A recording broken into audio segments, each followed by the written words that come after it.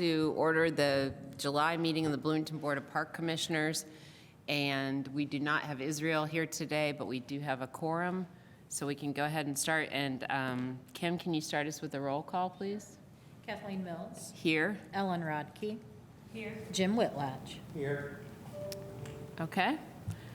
All right. And then first up, we always have our consent calendar.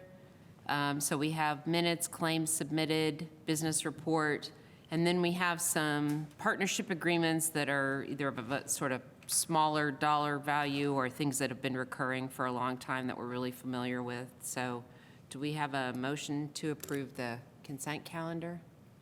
I'll move to approve the consent calendar. Second. Okay.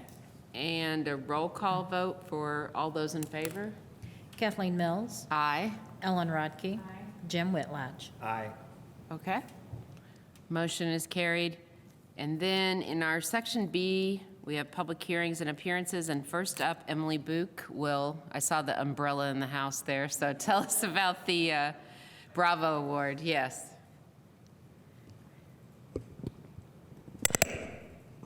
Sorry, happens every time, sorry. Good afternoon, everyone. Emily Boot, Community Relations Coordinator. Staff would like to recognize Steve Bailey with the July Bravo Award. Steve is our current park ambassador for Winslow Woods. As a park ambassador, he visits the woods every week and reports on its conditions to the department. He looks for and removes litter, informs us of any repairs that need made, and keeps an eye out for any new vandalism or suspicious behavior.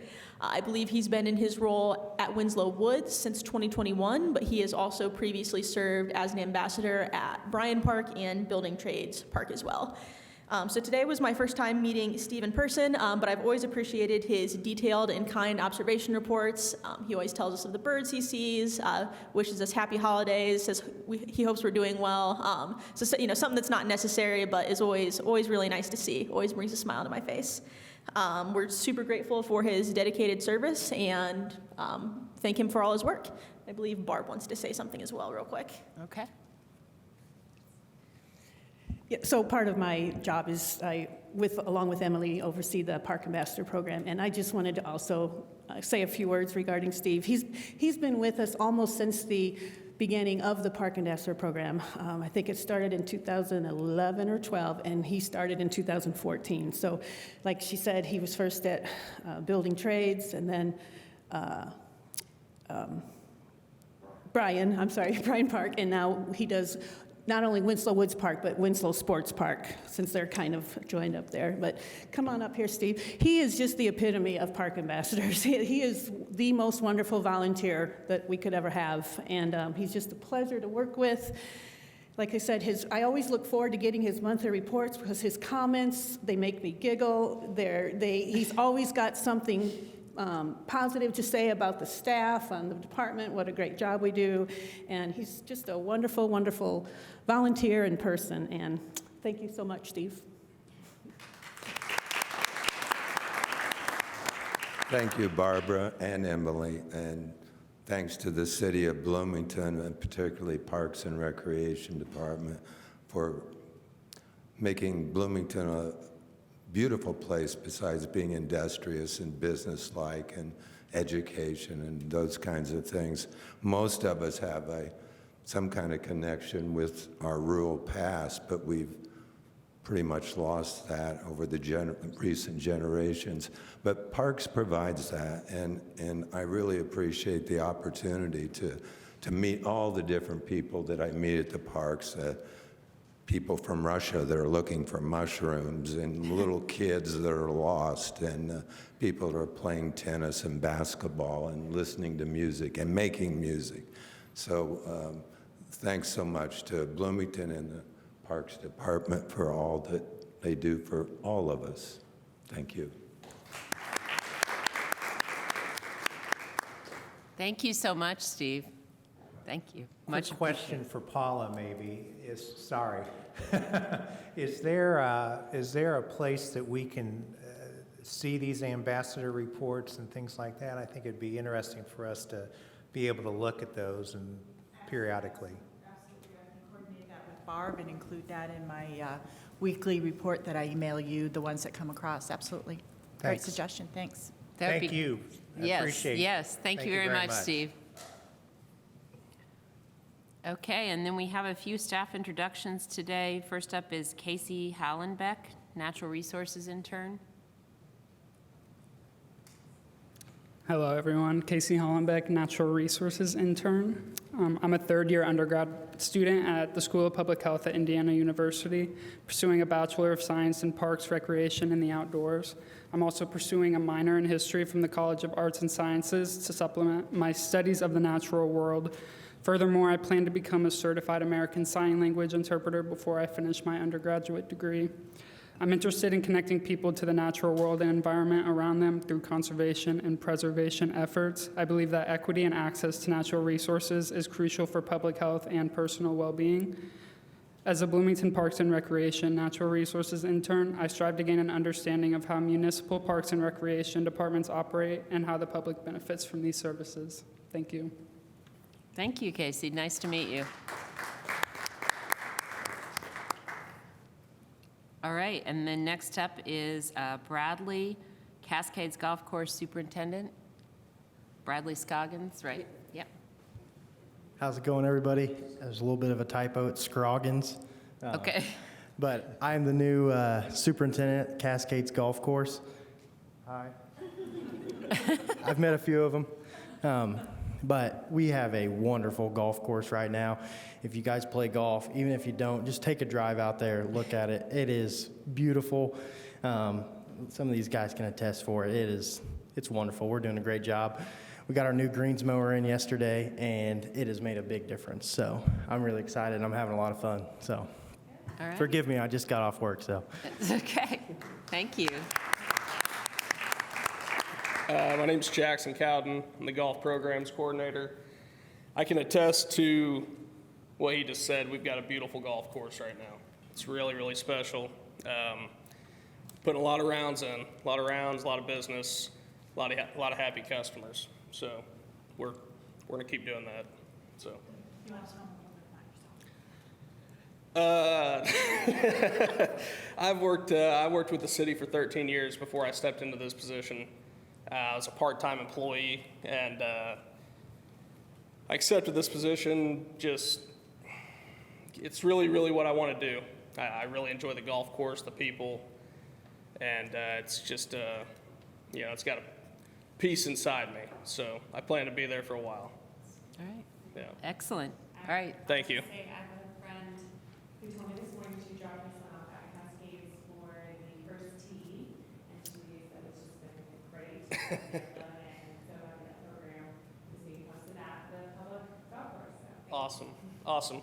It's a good program. We run 10 weeks of the junior golf program, so it's a great time. 25 kids each week, and it's going to probably continue to grow. So, yeah. That's great. Thanks, guys. All right. Thanks, Jackson. Yep.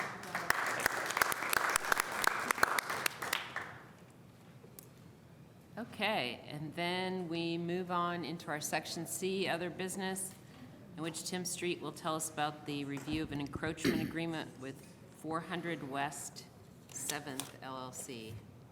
That is right. Good afternoon. Tim Street, Operations and Development Division Director for Bloomington Parks and Recreation. First up tonight, we have this encroachment agreement with 400 West 7th, which is right across the street from us over here, the Johnson Creamery. And Kim, I believe we have a potentially Joe Patrick online. I'll give the staff report, and then Joe is with the development company. If he would like to say something, or if you all have any questions, he could likely answer those. This is a template encroachment agreement that we use when businesses, et cetera, want to basically create an attachment to any of our public trails. Often the Beeline is a good example of that. So if you can see here, this is the plan for Johnson Creamery coming up, which will have mixed-use development added to the north side of the building. And necessary is some encroachment during construction into our median there just west of the Beeline. This is the Showers Plaza, kind of near the, forgive me, I forget the proper name of the artwork, but the dining table art. Someone's helping me? The Banquet. Thank you, Becky. With a basically sidewalk path encroachment attaching to the Beeline near the north end. So, Kim, do you know if Joe is on? Is there a Joe Patrick? No. Okay, he must not have been able to make it, but I will answer questions if I can. Okay, all right. Thanks, Tim. Any questions about this agreement?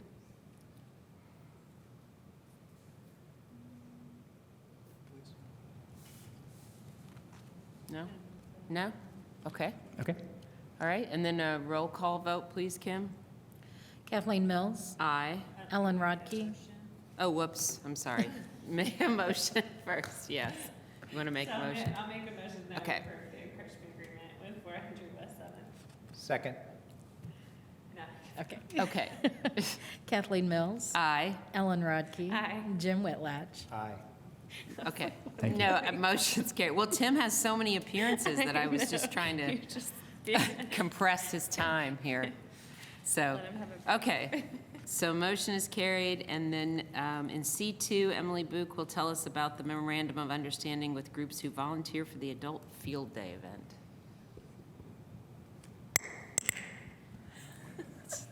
Every time, I'm telling you. Good afternoon. Again, Emily Boot, Community Relations Coordinator.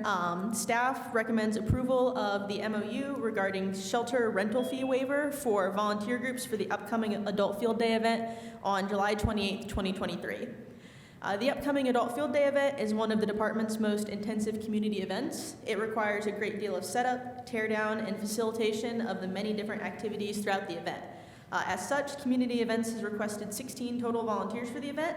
However, with this event occurring while IU students are out of town and the requirement that all volunteers be 21 years of age or up due to the alcohol sales at the event, finding enough volunteers can be a bit of a challenge.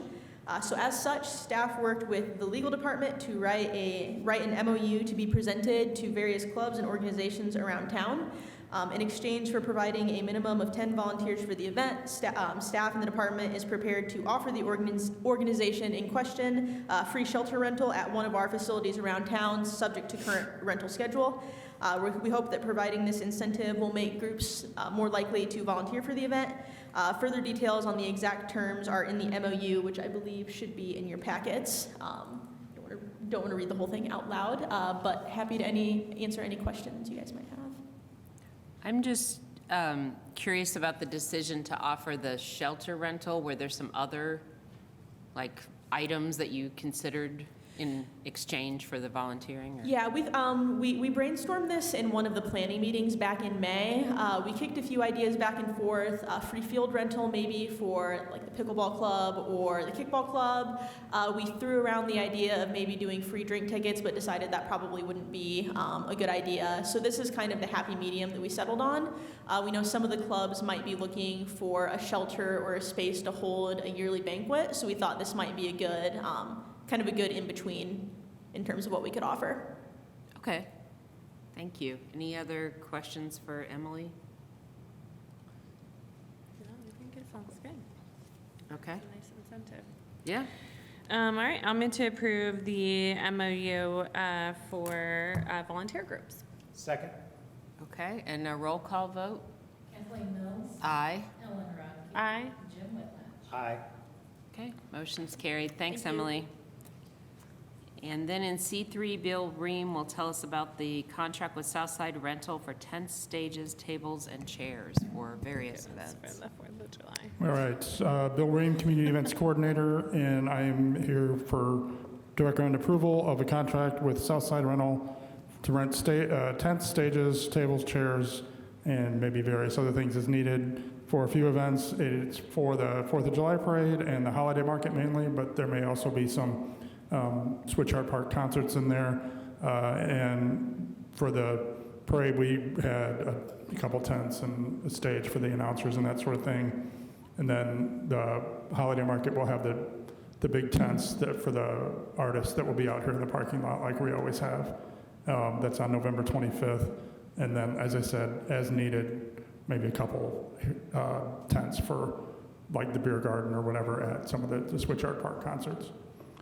We have rented for them for several years, and it's always worked out really well, and we're happy to work with them again. And just if you have any questions about anything, I'm happy to answer. Well, one kind of obvious question I have is just since the 4th of July parade is over, did we already Is this like in thinking ahead to the next 4th of July, or do we No, already this have was an put agreement? in for the June Of course, that and then we didn't was meet in canceled. June. So I believe it Okay. went to Paula for the initial Sure, approval for at least that portion of it. okay.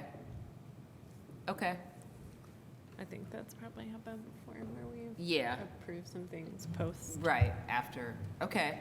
All right, any other questions for Bill? No? Okay, all right, I'll motion? make a motion to approve the contract with Southside Rental.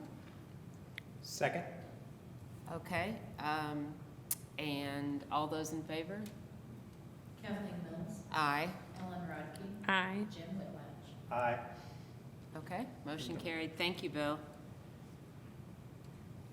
And then next up in C4, Tim Street will return to tell us about the contract addendum with Aztec Engineering for Power Line Trail and Rogers Street Sidewalk Project. Yeah, sorry, you're stuck with me a bit tonight. A couple meetings worth of things. For a while. So yes, we recommend approval of a contract addendum with Aztec Engineering for the Power Line Trail and Rogers Street Sidewalk design and construction. This is a contract that has existed for a number of years and a project that's been out there for a number of years that continues. Basically, we are adding some money to the Power Line Trail to deal with necessary complications that have come up in the course of designing this trail. The Power Line Trail is the conceptual 1-mile trail running west from Switchyard Park along the Power Line easement just north of RCA Park. There's more details in here, but basically we've had to do some extra title searches, some extra design steps, things like that. So the update for where that project is at overall is that Duke is nearing completion of their infrastructure work in the corridor, which has sort of held things up, and we are hoping to restart design soon. But first we need to get approval of an easement from the county commissioners. So that is where we are at with that portion of the project. In the meantime, the construction bid doc preparation and a few related things were tied into the same contract originally back from 2020, and we want to go ahead and get the Rogers Street sidewalk portion moving. It's ready to bid. It's going out to bid now. This will replace the missing section of sidewalk on the west side of Switchyard Park across from the substation.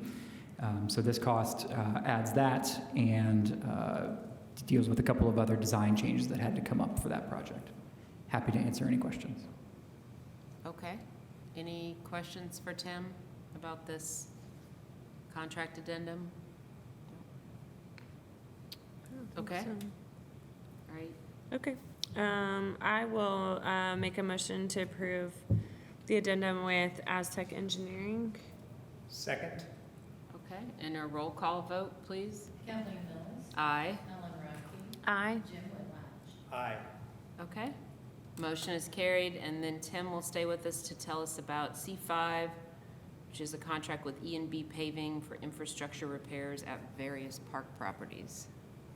Yes, so staff recommends approval of a contract with E&B Paving for the 2023 Parks Infrastructure Improvements Project in the amount of $407,000 for $407,400. There we go.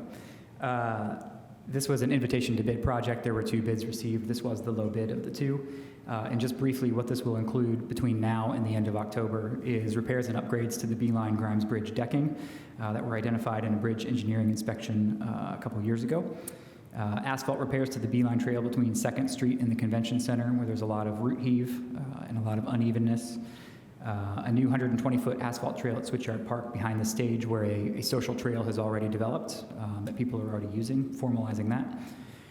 Center line striping on the Beeline Trail, any part that is not pavers.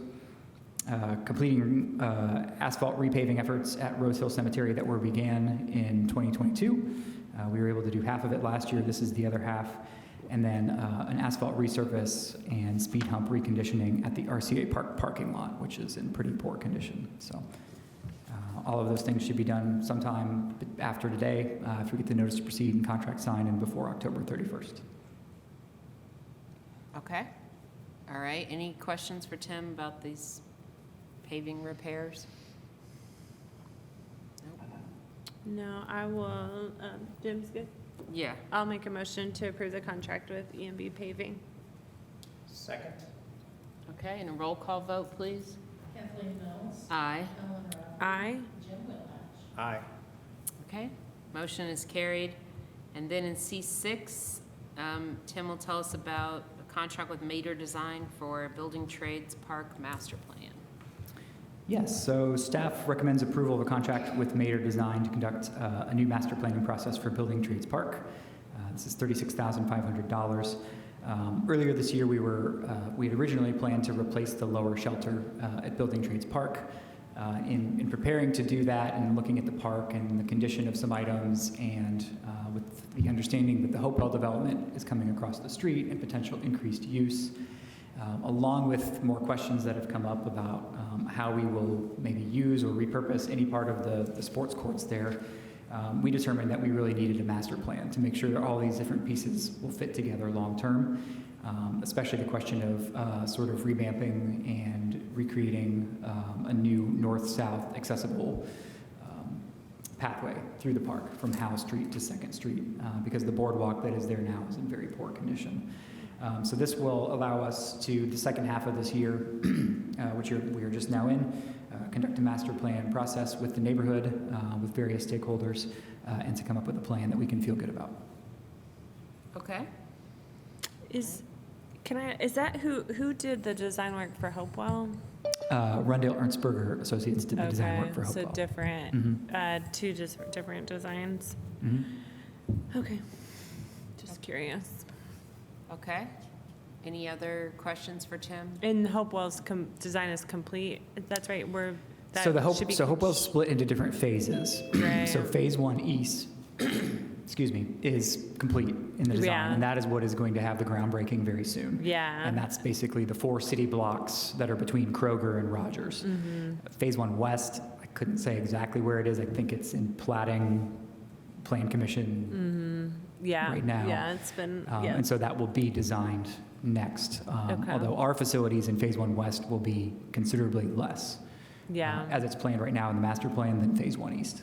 Okay. And I guess you can share that with Mater to make sure, like, kind of create maybe Yeah, some- absolutely. That's one of the things we want to consider look that. at is there's also the 2nd Street protected bike lane project that engineering has that will look at installing protected bike lane on likely the north side of 2nd Street. I don't know if that's decided for sure, between the B line, so it will link up at the B line and go over to Walker, I think. And so that will run along Building Trades Park.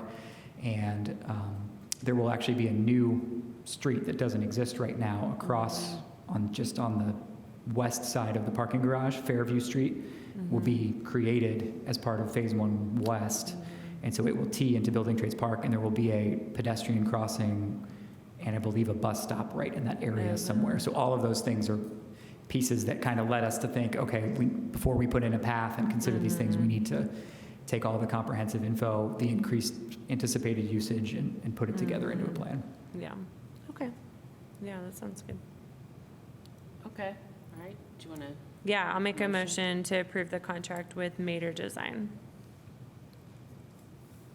Okay, do you second? Second. Okay, and roll call vote, please. Kathleen Mills. Aye. Ellen Rodkey. Aye. Jim Whitlatch. Aye. Okay, motion is carried. And I think this is the wrap-up of the Tim Street Show. Lease extension in C7 with the project school.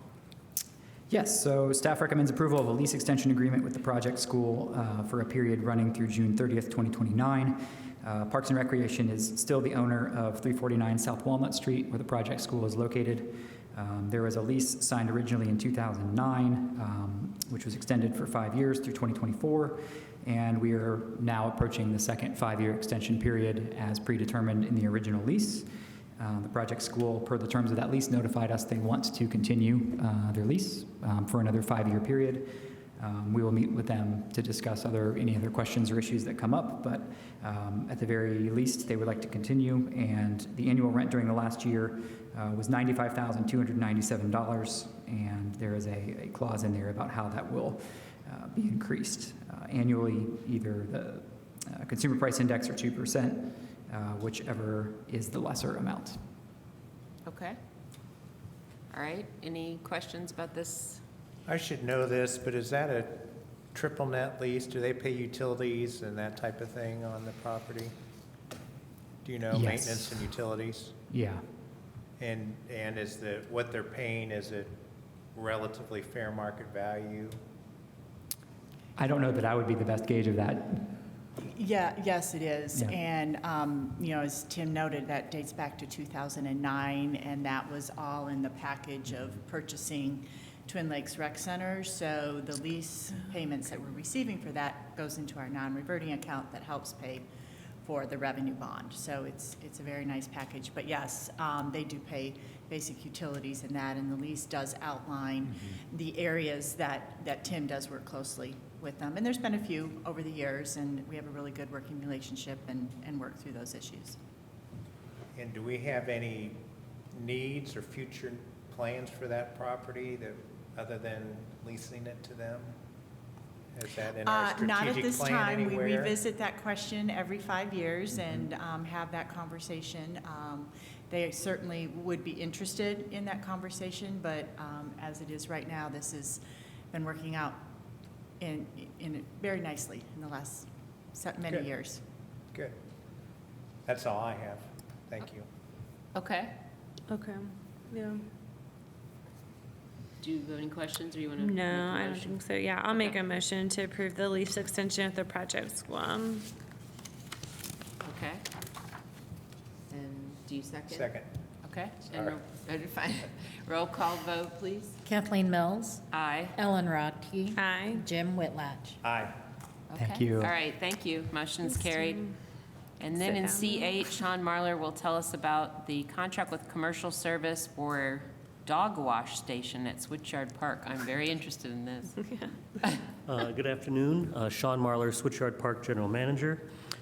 Staff recommends the approval of a contract with Commercial Services Bloomington to install a water line, dog rinse water fixture, trough drainage, and drainage line at the Switchyard Park Large Dog Chamber. Total not to exceed $11,260. Funding source is basically an ARPA source. This was one of our long-term goals. The photos up here are the fixture which they would furnish as part of the project.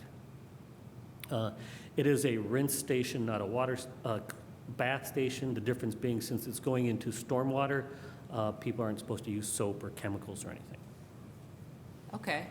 And it looks like, do you have to have a hose attached to it, or So- you can just use the spigot and? There will be a hose on each side that Okay. can be used to either fill dog water bowls or to rinse off dogs. We get dogs who get muddy, and Yes. currently, there's no way to wash the dogs off. At Ferguson, our existing dog park, there is a wash station, so this would be adding an amenity that exists in our other park. Okay. All right, sounds good. That dog in the picture looks happy with it. So, I guess I'll just ask, do we have concerns about like vandalism or like misuse of this It is in that park? there was research done on the fixture. This is the fixture that was recommended to us after talking to multiple other parks and Yeah. things. It also has a push button with a timer, so if you hit the button, it'll only go for whatever time we set, which right now I think we're set on about 20 seconds. Okay. And this will actually, there'll be a water line run from an existing fountain, but that's outside the dog chamber. That'll run along the fence line above ground. They'll have to excavate a small area of the concrete to install this, install the trough drain, and install the drainage. Okay. There were 3 vendors that bid on this project. Commercial Services was the lowest bid, so that's why the recommendation to go with them. okay. All right, any other questions for Sean? No? Okay. All right. I'll make a motion to approve the contract with Commercial Service for the dog rinse. Second. station. All right, and a roll call vote? Kathleen Mills, Aye. Ellen Rodkey. Aye. Jim Whitlatch. Aye. Okay, motion carried. Thank you, Sean. Thank you. And then in C9, Clarence Boone will tell us about the review of appointment for the Farmers Market Advisory Council. Good afternoon, Clarence Boone, Facility and Program Coordinator for Parks and Rec.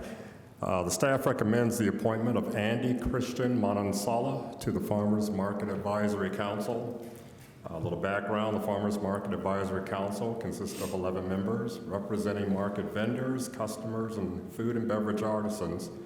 The council acts in an advisory capacity to the Board of Park Commissioners and Park staff on policy matters relating to the farmers market. There is now one food and beverage position open, which we're recommending Andy for, and we received several applications which were not appropriate because they were not current food and beverage artisans. Now, a little bit about Andy Manansala's qualification. Andy epitomizes the great American success story. His is similar to a long tradition of immigrant families starting a new life in a new place, and in this case, sharing their food with their new community. He launched Pinoy Garden Cafe on April 2nd of 2022, starting with a booth at the Bloomington Community Farmers Market, then branching out to local events and an active catering service. With an infectious can-do spirit, he started small and from scratch. Currently, they do not have a food truck or restaurant, but have been making great inroads toward acquiring one this year. His passion is to introduce Filipino culture to everyone. His entrepreneurial drive and voice of reason would be a welcome addition to the Farmers Market Advisory Council. Okay. All right, thank you. Any questions for Clarence about this appointment? Should have brought some of Andy's food to sample. Yeah, it sounds really good. So I didn't have samples today. Yeah.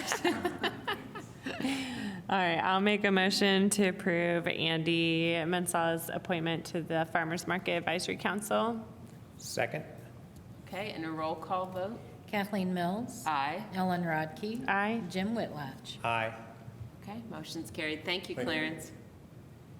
And then lastly, in section C, Haskell Smith will tell us about the partnership with Indiana Arborist Association to bring high-level tree-related classes, trainings, and workshops to Bloomington. Hello, everyone. Haskell Smith, Urban Forester. Staff recommends the approval of a partnership agreement with the Indiana Arborist Association to bring classes, trainings, and workshops in tree-related matter to the Bloomington area. Has potential to draw people not only from the greater Bloomington area, but from likely most of Indiana and adjacent states. The Indiana Arborist Association is a state-level chapter of the International Society of Arboriculture. Peruse here. The Indiana Arborist Association endeavors to efficiently serve the needs of its members by fostering opportunities for training, the exchange of ideas, and encouraging high ethical standards among its members and the industry at large. Any questions? Okay. All right, any questions for Haskell? What are these programs going to, where are they going to be, and how are they going to be advertised, that type of thing? The IAA will advertise them through their methods. Parks will promote them through our social media and however we can. The first one, we're looking at Cascades Golf Course for a tree appraisal class. What was the last part I missed? A tree appraisal class. Tree appraisal? Yeah. Which is what trees are worth. And it'll offer CUs to certified members. Is the audience meant to be the general public, or is it? Generally, it's more certified. specialized group? It depends on what the class or the training is. The tree appraisal is definitely aimed at certified arborists and then several other certified members.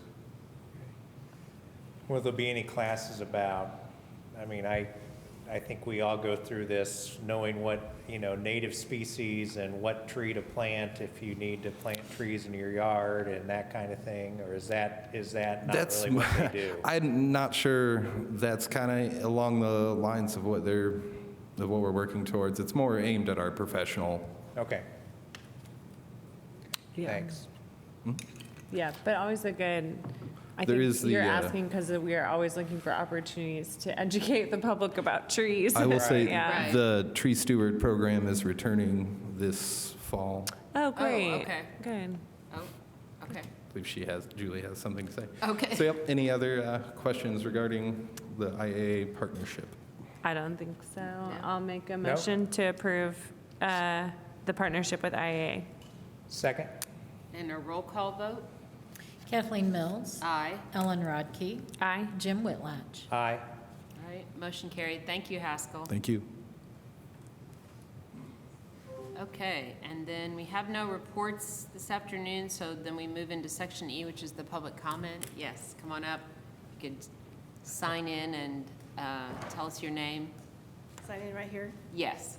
Hi, I'm Julie Roberts. I'm the Education and Outreach Person for the Canopy Bloomington Board. We're a new 501c3 dedicated to cultivating a community-powered urban forest. We are a group of climate change scientists, tree experts, and concerned citizens, and we're hoping to counteract this tide of tree apocalypse where so many of our trees are dying, aging out under attack by invasive species, insects, pathogens, plants, development, all of it. So I am here basically to thank you for these yard signs. These are about how to properly mulch your tree. For some reason, Central and South Central Indiana have an epidemic of volcano mulch. It has become a sort of a status symbol, kind of like the higher the mulch, the better the landscaper. And that's not true. That's killing your trees. So we're trying to get people to pull the mulch down off of the root flare and to quit letting the bugs and the moisture and everything attack your roots. And we are hoping to do as much citizen training as possible. We're partnering with the DNR in November. Right now, tentatively, the dates are around the 14th, 15th. During the day, unfortunately, because the DNR comes down during a work day, we're going to have a tree stewardship training at the IMU is the plan so far. I will let you know if that changes, because we're hoping to basically develop a volunteer army of tree people to go out and tend to their own trees, neighborhood trees, to street trees if the city wants us to volunteer with them, and things like that. So we came up with the idea for the yard sign campaign, and Haskell kindly found $800 in his budget for education and paid for the signs completely for us. And then we've gone around to the parks. You might have seen them if you've been out walking. We've stuck them in practically every park we can find in the list, and hopefully they're not bothering the mowing crews too much. But I just wanted to introduce myself and say thank you, and we look forward to partnering in the future with more parks projects. Okay. Thanks. Thank you. Thank you, Julie. I've definitely seen the signs, so they're working. Yeah.